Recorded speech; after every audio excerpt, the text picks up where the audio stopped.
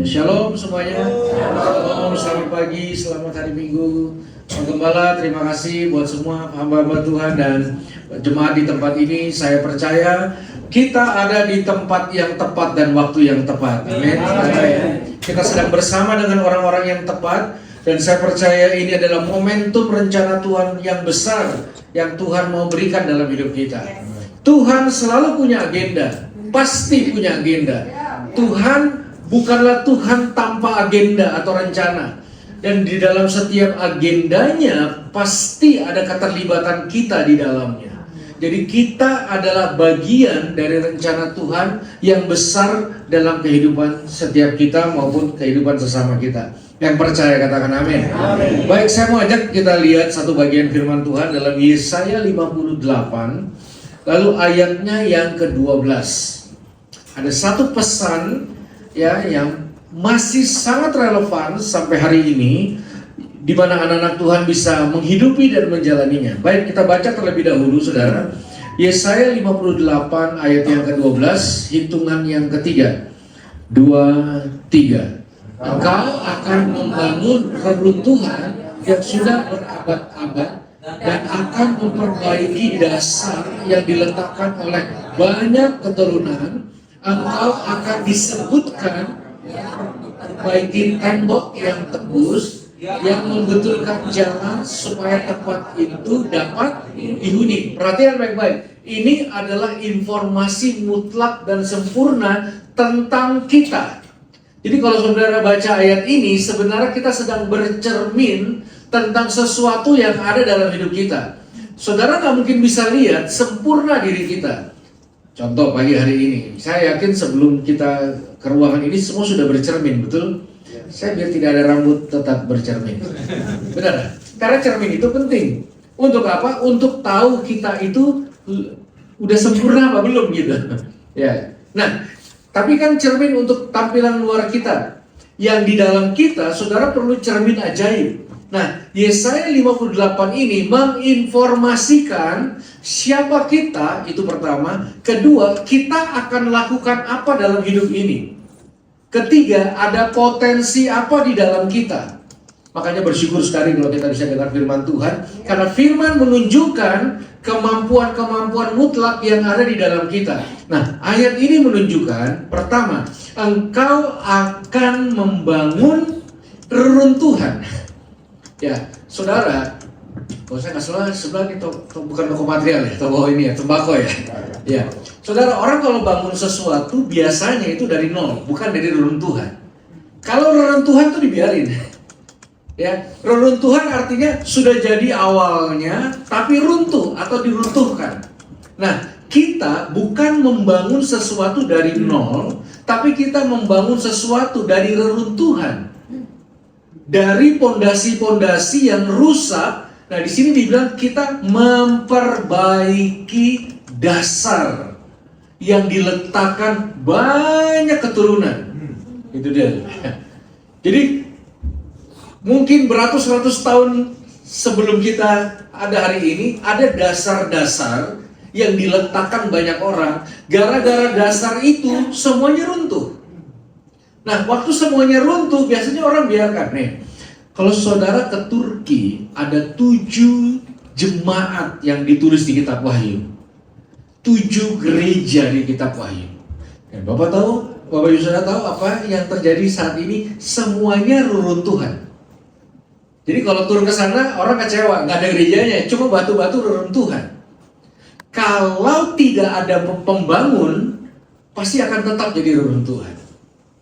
Lalu dibilang gini, engkau akan disebut yang memperbaiki tembok yang tembus, yang membetulkan jalan supaya tempat itu dapat dihuni.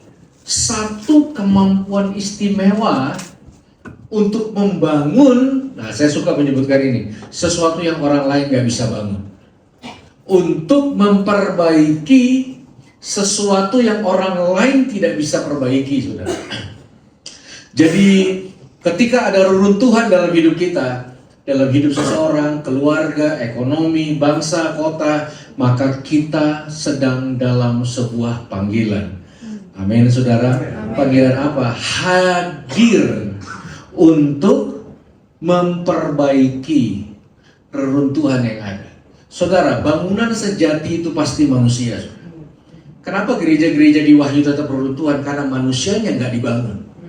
Kalau manusianya nggak pernah dibangun, nggak mungkin jadi bangunannya. Kemampuan yang dimiliki anak-anak Tuhan, meskipun saudara tidak bisa nyemen, bikin plafon, instalasi listrik, karena kita ini pembangun reruntuhan yang mungkin terjadi dalam kehidupan seseorang. Saya kasih contoh kontekstual, saudara.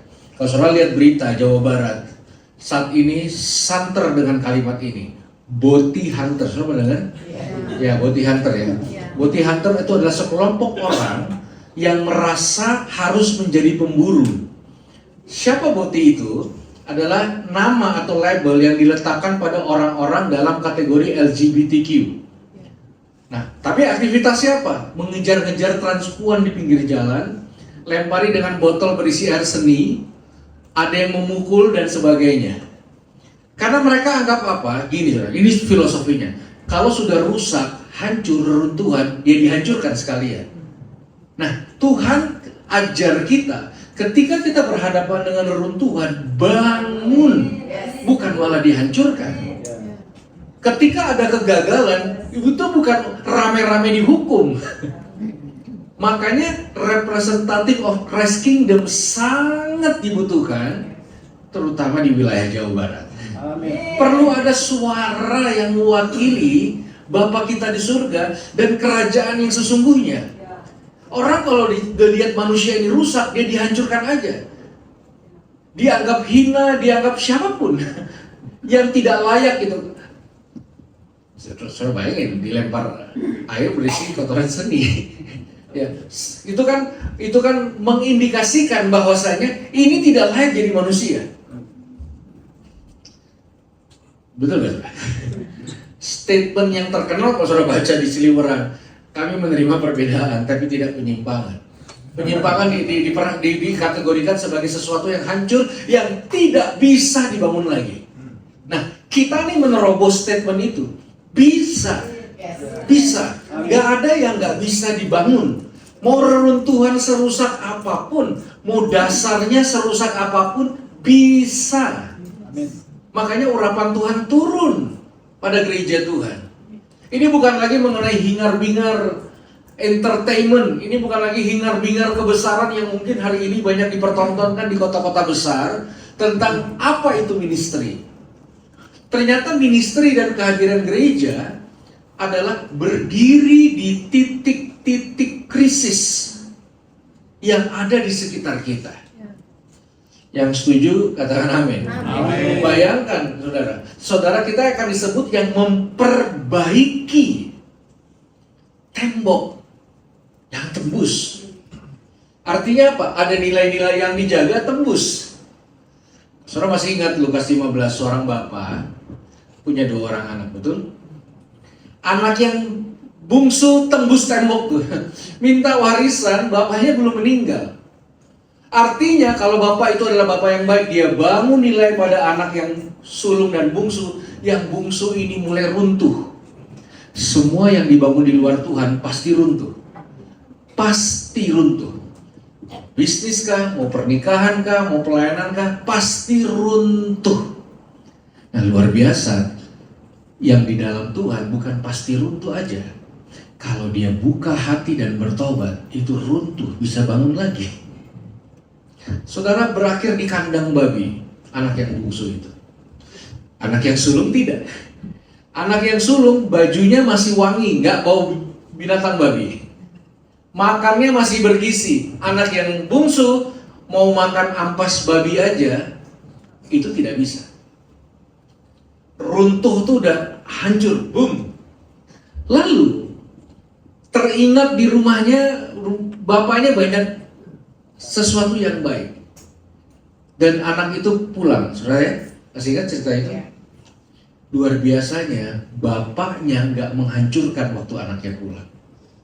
Diperbaiki. Bahkan dibuat satu pesta. Itu pesta apa, saudara? Pesta kegagalan, betul ya? Orang kalau buat pesta, anaknya lulus terbaik, buatin pesta. keselamatan ini ketika reruntuhan mulai ada indikator membaik, di situ urapan Tuhan bekerja. Yang setuju katakan amin. Saudara, kalau saudara baca Alkitab, baru kejadian 3 manusia sudah jatuh dalam dosa. Itu belum kejadian 10. Ini kita punya perjanjian lama dan perjanjian baru. Baru angka ketiga manusia sudah gagal. Kalau Tuhan perfeksionis, selesai kita saudara. Dia bisa bilang sama Adam dan Hawa, ya elah masa baru kita mulai, kalian sudah gagal. Baru mulai loh. Lalu apa representatif yang dimulai? Habel dibunuh oleh kakaknya Kain, betul gak saudara? Worship jadi kompetisi. Yang sakral jadi hancur, pondasinya hancur semua. Saudara lihat kompetisi rohani, kompetisi penyembahan itu mulai menjadi sesuatu yang normatif. Kalau kita mulai pondasi-pondasi yang berturut-turut itu. Tapi Tuhan tidak pernah berniat menghancurkan. Pernah hampir waktu air bah itu dilepaskan, sudah masih ingat? Diselamatkanlah satu keluarga, Nuh. Tapi saudara tahu ketika air bah itu surut, Tuhan berjanji bahwa hati yang sejati bukan menghancurkan. Aku tidak akan lakukan itu lagi. Sebagai buktinya dia buat tanda busur di langit. Itu bukan lambang LGBT. Pelangi itu bukan. Itu komitmen bahwasanya Tuhan yang kita sembah, Tuhan yang membangun reruntuhan, bukan Tuhan yang menghancurkan reruntuhan. Amin saudara. Makanya keberadaan kita, gereja, saudara, keluarga, dimanapun penting, sangat penting. Karena apa? Reruntuhan itu ada di mana-mana. Pondasi itu ada di mana-mana. Menyebabkan banyak sekali keruntuhan. Makanya setiap kali kita dengar firman Bapak Ibu Saudara, perhatikan baik-baik. Maka Tuhan berikan kemampuan itu. Firman selalu membangun kemampuan membangun, bukan menghancurkan. Firman selalu membangun kemampuan bangun jembatan, bukan tembok. Ada perbedaan signifikan. Makanya bangsa ini hanya bisa dibangun oleh pembangun sejati. Kita gak bisa bangun bangsa ini dengan cara yang sama dengan mereka-mereka yang menghancurkan bangsa ini. Dan untuk itu kita perlu duduk diam dan dengar perkataan-perkataan Tuhan yang nyata dalam kehidupan setiap kita. Yang setuju katakan amin. Amin. Mari kita lihat Yohanes 8 ayat yang pertama sampai ayat yang ke-6. Kita lihat firman konsisten. Saya mulai dari Yesaya 58, lalu kita lihat bagaimana Yesus melakukan sesuatu dalam hidup. Tetapi Yesus pergi ke Bukit Zaitun. Pagi-pagi benar, ia berada lagi di bait Allah dan seluruh rakyat datang kepadanya. Ia duduk dan mengajar mereka. Jadi pagi-pagi di kota Yerusalem, saudara, Yesus masuk dari gerbang timur. Gak ada yang tahu. Saya baca latar belakang cerita ini, saudara. Jadi gak ada yang tahu. Tahu-tahu Yesus sudah di tengah. Lalu orang banyak pagi-pagi datang belajar. Jadi pagi-pagi dibangunkan dengan suasana yang sangat indah. Apa itu? Yesus mengajar. Dan waktu Yesus mengajar, dia tidak di podium seperti saya lebih tinggi. Dia sejajar dengan orang-orang yang dia ajar. Menandakan dia bukan mau so tahu. Menandakan dia mau menyampaikan pengajaran dari hati ke hati yang sangat penting. Dan orang-orang datang, saudara. Kita lihat ayat ketiga. Maka ahli-ahli Taurat dan orang-orang Farisi membawa kepadanya seorang perempuan yang kedapatan berbuat zina. Nah, jadi proses belajar mengajar, artinya apa yang dari hati Yesus mulai disampaikan pada orang-orang. Tahu-tahu datanglah sekelompok orang yang mencuri perhatian saat itu. Kenapa? Karena kelompok orang ini datang dengan baju yang berbeda. Hampir semua dari kepala sampai kaki itu ada ayatnya, sudah. Benar, kalau saudara lihat itu ya, dari gulungan di kepala, ikatan di tangan, itu semua menunjukkan saya lebih soleh dari kalian. Saya lebih suci dari, saya adalah Alkitab berjalan. Saya adalah orang kudus. Saya lebih mulia dan lebih didengar Tuhan daripada kalian semua. Datanglah orang itu. Beda dengan Yesus. Yesus masuk dari gerbang timur, dia sama. Lalu yang menarik, orang Farisi dan ahli Taurat punya agenda lain. Mereka tidak suka datang dengar pengajaran Yesus karena buat mereka agenda utama adalah mencari orang gagal. Itu dia. Mencari siapa yang bersalah. Mencari siapa yang buat dosa. Itu kalau orang hidup hari ini, dia kemungkinan datang selalu on time. Kenapa? Pengen tahu siapa yang nggak on time lalu bahagia. Gitu. Pokoknya saya harus lebih dari yang lain. Dia akan memuji Tuhan lebih semangat. Habis itu dia akan nengok kanan kirinya, pengen tahu siapa yang nggak semangat lalu dia bahagia. Gitu. Dia akan menabur lebih banyak bukan karena cinta Tuhan, pengen tahu siapa yang pelit. Itu aja. Jadi inti dari kerohaniannya cuma mencari dan menemukan kesalahan orang lain. Dan saya punya kabar baik, saudara. Kalau kita sibuk cari kesalahan orang lain, pasti ketemu. Pasti ketemu. Mulai dari dikit circle kita, mau cari kesalahan istri dan suami, pasti ketemu. Mau cari kesalahan anak, pasti ketemu. Mau cari kesalahan mertua, pasti ketemu. Menantu, ketemu. Soalnya mau cari kesalahan gembala, pasti ketemu. Jemaat, pasti ketemu. Tapi Firman menolong kita supaya hidup rohani kita bukan isinya nyari kesalahan orang lain lalu bahagia. Bukan itu. Tapi itulah yang dipegang erat oleh ahli Taurat dan orang Farisi. Kenapa? Ini udah jelas dari awal. Mereka penghancur, bukan pembangun. Makanya kalau mereka hidup hari ini, mereka nggak datang gereja. Ngapain mereka pagi-pagi? Nyari siapa yang buat dosa sekitar sini. Sweeping orang salah. Nah, itu dia. Itulah kebahagiaan utamanya gitu. Dan mereka akan bahagia banget kalau menemukan siapa yang salah dan sedih kalau nggak ketemu siapa yang salah. Dan hari itu mereka dapat siapa yang buat salah. Seorang perempuan yang kedapatan berbuat zina. Saudara, saya mau beritahu sebelum saya lanjutkan. Kalau orientasi kita menghancurkan dan selalu mencari kesalahan orang lain tanpa mau meletakkan hati Tuhan untuk membangun, pasti kita tidak akan tajam dalam menilai sesuatu. Buktinya apa? Lihat ini, saudara. Kalau kita ngomong dewasa, orang berzina tentu laki-laki dan perempuan, betul nggak, saudara? Mana laki-laki pengejutnya? Nggak ada. Jangan-jangan ikut-ikutan membawa si perempuan ini. Harusnya yang diarah ya dua-duanya. Makanya orientasi itu tidak akan membawa kita kepada kebenaran mutlak. Pasti ada pilih kasihnya atau apa yang kita mau. Tapi intinya, dibawalah perempuan yang kedapatan berbuat zina ini. Kita lihat ayat selanjutnya, ayat yang keempat. Maka ini, mereka menempatkan perempuan itu di tengah-tengah, lalu berkata kepada Yesus, Rabi, perempuan ini tertangkap basah ketika ia sedang berbuat zina. Lihat apa yang orang Farisi dan ahli Taurat mereka bawa ke tengah-tengah. Dosanya ditaruh dan diumbar seumbar-umbarnya. Suatu ketika wanita itu yang tidak ditulis namanya siapa, cuma statusnya orang berdosa. Orang berdosa. Begitu ditaruh di tengah, semua bubar. Nggak ada yang mau deket dia. Ada yang ke kanan, ada yang ke kiri. Yang ke kanan, orang-orang yang punya dosa juga, tapi belum ketahuan. Kalau saya dekat sama dia, bisa-bisa ketahuan juga. Jadi jauh-jauh. Yang kiri, itu kelompok mereka. Saya jijik dengan dia, karena saya ini rohani. Jadi mereka ini hunternya, mencari orang-orang yang salah.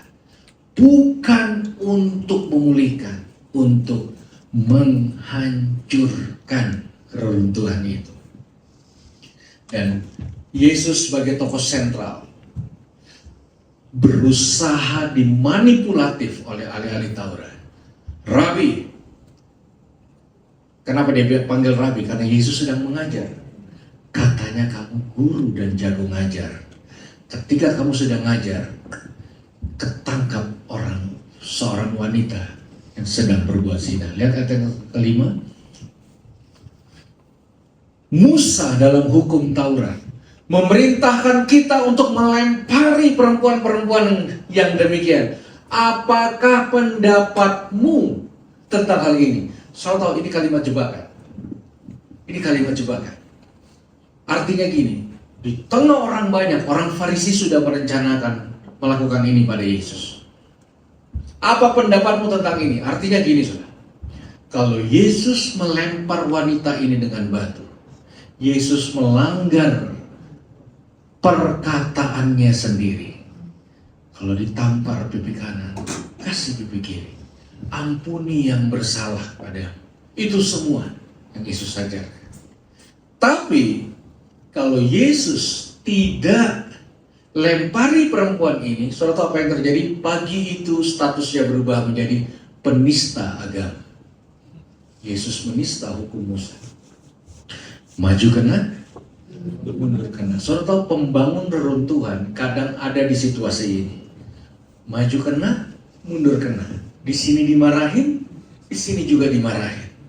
Disalah mengerti, dianggap mungkin sesuatu yang nggak proporsional. Tapi ahli-ahli Taurat tidak sadar yang mereka tantang adalah sang hikmat. Dia adalah Yesus, bukan sembarang orang. Dia Tuhan. Kita lihat ayat yang selanjutnya. Apa yang terjadi? Mereka mengatakan hal itu untuk mencobai dia, supaya mereka memperoleh sesuatu untuk menyalahkannya. Tetapi Yesus membungkuk, lalu menulis dengan jari-jarinya di tanah. Lihat Bapak Ibu, Yesus tidak tulis sesuatu di tembok yang besar atau batu yang kokoh. Yesus mulai membungkuk. Semua orang diam, karena Yesus gak menjawab dengan kata-kata. Yesus biarkan semua menonton tindakannya, menulis di tanah dengan jarinya.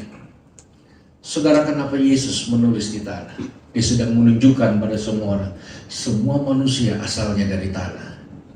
Dan akulah yang paling berhak melukis hidup seseorang, menentukan hidup seseorang, bukan siapapun, termasuk hukum Musa. Konon katanya yang ditulis adalah 10 perintah Allah yang tertulis dalam hukum Musa. Kita lihat ayat selanjutnya. Dan ketika mereka terus-menerus bertanya, nah coba sini. Jadi waktu hening, orang kalau pengen cari orang salah dan menghancurkan, keheningan itu menyiksa. Hukum kayak pasif banget sih. Dan waktu keheningan itu menyiksa, Yesus dikatakan, ia pun bangkit, berdiri lalu berkata, barang siapa di antara kamu tak berdosa, hendaklah ia yang pertama melemparkan batu kepada perempuan itu. Saya tanya saudara, hukumnya dirubah enggak? Tidak. Jadi kalau orang siap hukum, Yesus bilang ini, coba perhatikan dirimu sendiri dulu. Ya, hukum tetap dijalankan, tapi siapa yang menghukum itu harus orang proporsional yang tidak pernah berbuat dosa. Shock sih, kecewa itu. Saya yakin kecewa berat ahli Taurat. Skenarionya gagal total. Hukumnya tetap jalan, tapi siapa yang paling berhak itu yang paling tidak bersalah. Kita lihat ayat selanjutnya. Lalu ia membungkuk pula dan menulis di tanah. Ayat selanjutnya. Tetapi setelah mendengar perkataan itu, pergilah mereka semua seorang demi seorang, mulai dari yang tertua hingga tinggallah Yesus seorang diri dengan perempuan itu yang tetap di tempatnya. Ayat 10. Lalu Yesus bangkit berdiri dan berkata, hai perempuan, di manakah mereka? Tidak ada seorang yang menghukum engkau? Ayat 11. Jawabnya, tidak ada Tuhan. Lalu kata Yesus, aku pun tidak menghukum engkau, pergilah dan Jangan berbuat dosa lagi, mulai dari sekarang. Reruntuhan itu mulai bangun lagi. Bukan hanya diselamatkan, dia tidak melakukan dosa lagi. Itu perbedaan signifikan apa yang firman bangun dan apa yang di luar itu bangun. Kemampuan intelektual yang dalam dan luar biasa yang datangnya dari firman. Saya sebut ini, saudara, ruang-ruang gagal dalam hidup seseorang. Sadar tidak sadar, kita ini punya ruang gagal. Ruangan yang perlu ada di rumah kita namanya ruang gagal. Anak-anak bisa gagal, betul kan? Semua bisa gagal. Dan suatu apa yang terjadi ketika seseorang gagal, maka dia akan dilupakan. Maka dia tidak akan dianggap sama lagi. Makanya dulu orang bilang gini, keterbukaan Pak itu awal dari pemulihan. Kata orang itu dulu Pak, sekarang keterbukaan itu awal dari ketahuan Pak. Jangan terbuka Pak. Nanti apa? Ketahuan Pak. Suatu apa yang terjadi kalau ketahuan sesuatu yang gak enak dalam diri yang gak baik? Gak ada lagi yang bilang Happy Sunday, Merry Christmas, gak ada lagi. Tuhan berkati, gak ada lagi. Tiba-tiba handphone grup WhatsApp tuh sepi. Kenapa? Karena ada grup baru yang dibuat yang gak ada kitanya Bapak Ibu. Ya, itu dia. Begitu kita gagal, orang bisa berhenti sayang sama kita. Orang bisa berhenti peduli sama kita. Makanya orang lebih memilih munafik ria daripada ngaku lalu gak punya teman lagi. Gitu loh. Lu gak sadar? Daripada ngaku habis itu hancur, dia seorang diri merana yang gak ada lagi peduli. Hanya sebagai orang yang ditaruh di pojokan, yang dilupakan selama-lamanya. Belum lama ada satu siswa dapat beasiswa kuliah di Jakarta, dari NTT, pedalaman NTT. Itu happy-nya keluarga. Diantar ke Jakarta kayak orang naik haji. Benar-benar kayak orang naik haji. Wah, ini putra daerah yang akan nanti mengharumkan daerah kita. Lalu kuliahlah asrama karena beasiswa. Bulan keempat dia nongkrong sama teman-temannya, ketahuan nge-vape sama kepala asrama. Suatu apa yang terjadi? Dibatalin beasiswa. Gak lama kemudian dipulangin dia tanpa kompensasi apapun. Dunia ini gak mengenal kata gagal. Gagal artinya apa? Hancurkan. Runtuh artinya apa? Buang. Dasar rusak artinya apa? Singkirkan.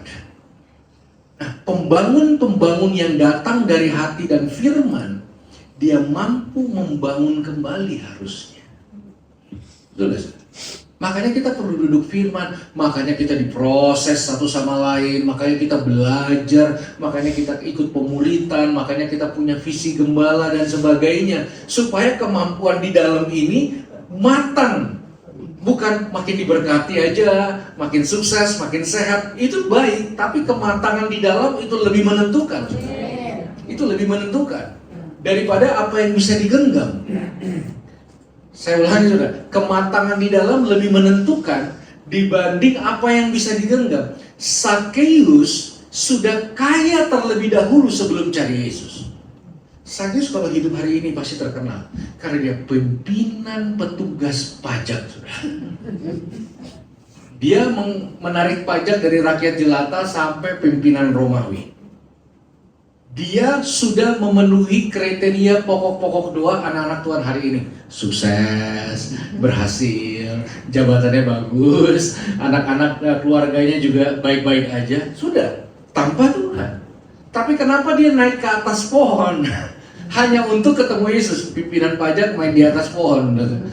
Tapi demi Yesus dia lakukan. Saudara, bukan untuk makin kaya, makin diberkati, makin sehat dan sebagainya. Supaya apa? Tadinya tukang ambil, sekarang tukang beri. Untuk merubah yang di dalam. Mematangkan karakter yang di dalam. Memunculkan representatif dari Christ Kingdom di dalam. Bukan golden hand, bukan tangan emas, hatinya emas. Itu kita perlu duduk dengar firman. Setiap hari, saudara. Saya ulangi, setiap hari kita perlu duduk dengan firman supaya kemampuan untuk membangun ada dalam hidup kita. Kemampuan untuk tidak melihat reruntuhan sebagai sesuatu yang harus dihindari tidak menjadi bagian dari kehidupan kita. Saudara, kerajaan Allah sangat mudah untuk diterima ketika orang-orang mau membangun reruntuhan. Betul, saudara. Kalau orang sekarang lagi silau dengan katakanlah debat agama atau apa, saudara, mana sih yang lebih benar, mana sih yang lebih enggak, sebenarnya Alkitab mengajarkan sederhana, saudara. Taruh orang kusta di antara pendebat, siapa yang bisa meluk dan merangkul, itulah doktrinnya sehat. Siapa yang bisa menunjukkan cinta yang sesungguhnya tanpa pamrih, itulah yang sehat, saudara. Amin. Itulah yang mematangkan yang ada di dalam kita sehingga kita boleh melihat begitu banyak rencana Tuhan digenapi dalam hidup kita. Makanya kita dibilang pembangun reruntuhan. Saya mau tutup dengan cerita ini. Saya mungkin saudara pernah dengar saya cerita juga. Saya dulu pernah ikut retret di Lembang waktu masih belum bertobat. Lalu hari kedua saya dipanggil sama kakak rohani. Lalu mereka mulai bilang saya, kamu ini keras kepala ya, kayak Paulus. Nah, saya nggak pernah baca Alkitab, jadi saya senyum-senyum aja gitu. Marahlah kakak rohani saya, kamu ini Yunus tau nggak? Masuk perut ikan kamu. Dalam hati saya Paulus aja saya nggak tahu, apalagi Yunus, jadi saya makin ketawa. Tapi yang terakhir dibilang Yudas Iskariot kamu, lah itu saya tahu, pengkhianat Yesus. Dan saudara tahu, saya itu dipulangin waktu itu. Jadi retret 3 hari, hari kedua peserta lanjut sesi saya dipulangin, dipanggil taksi saya dipulangin. Sebelum pulang saya bilang sama kakak rohani saya, kan retret tempat pemulihan, betul, tapi nggak berlaku untuk manusia model kamu, katanya gitu. Jadi tokoh pertama yang saya pelajari murid Yesus adalah Yudas Iskariot. Karena saya bertahun-tahun dibilang Yudas Iskariot, ya udahlah saya pelajari Yudas Iskariot. Apa yang bisa dipelajari dari Yudas Iskariot? Hampir tidak ada, betul tidak? Semua negatif, jangan kayak Yudas kamu. Dulu ada public figure pindah agama, langsung netizen maha benar menghujat Yudas Iskariot pengkhianat. Oke, saya ajak kita lihat satu bagian yang terjadi dalam penggalan cerita Yudas Iskariot. Matius 27 ayat 3-5. Ini yang terakhir saya mau menunjukkan bahwasanya di dalam kita ada kemampuan untuk membangun reruntuhan dan ada konsekuensi kalau kemampuan itu tidak kita realisasikan. Oke, Matius 27 ayat ketiga. Pada waktu Yudas yang menyerahkan dia melihat bahwa Yesus telah dijatuhi hukuman mati, apa yang ditulis dalam Alkitab ini? Menyesallah dia. Itu tindakan emosi, saudara. Siapa pernah bermusuhan dengan diri kita 10 menit yang lalu, 2 jam yang lalu? Aduh, coba saya bangun lebih pagi. Aduh, coba saya nggak ambil keputusan ini. Menyesal itu nyata. Hal yang salah satu hal berat dalam hidup kita adalah hidup dalam penyesalan. Coba saya lebih bijak. Coba saya nggak lakukan itu. Tapi apa yang terjadi? Sudah terjadi. Nah, penyesalan yang sama itu mulai dirasakan di hati Yudas. Artinya ada dualisme. Yudas cinta duit, cinta Yesus juga. Nggak semurni cinta duit aja. Lalu ia mengembalikan uang 30 perak itu kepada imam-imam, kepala dan tua-tua. Kemana dia pergi? Imam-imam kepala dan tua-tua. Ya karena gak bisa ketemu Yesus, ya ketemu mereka. Lalu ngapain? Dibalikin. Ingat Sakeus ketika bertobat, uang yang dia ambil dengan gak jujur, dibalikin.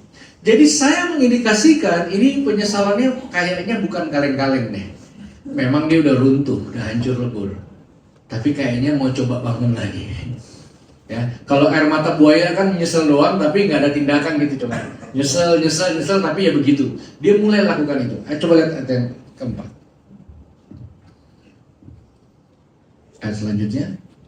dan berkata, aku telah berdosa karena menyerahkan darah orang yang tak bersalah.